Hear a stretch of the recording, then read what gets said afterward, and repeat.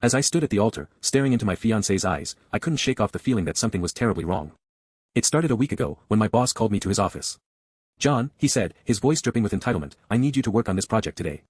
The deadline was looming, and our team was short-staffed. I tried to explain that it wasn't feasible, especially since my wedding was only days away. But he wouldn't budge. $10,000 per hour, John, he said, his eyes gleaming with a sinister intensity. You can take the money or face the consequences. Consequences?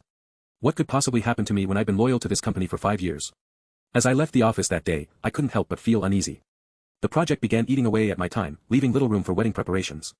But I pushed it aside, telling myself it would all be worth it in the end. That was until yesterday evening, when I received a text from my boss, "Meet me at 10 p.m. Something about his tone sent shivers down my spine. When I arrived at the office, he ushered me to the server room. The lights were dimmed, and an eerie silence hung in the air. He handed me a remote control, saying, "I think it's time you understood what I meant by consequences." With trembling hands, I pressed enter, watching as our entire database disappeared before my eyes. $10,000 per hour, he muttered, smiling like a lunatic, just enough to cover the cost of rebuilding, and perhaps more. My world crumbled in that moment. The wedding was cancelled. Our company would be rebuilt from scratch.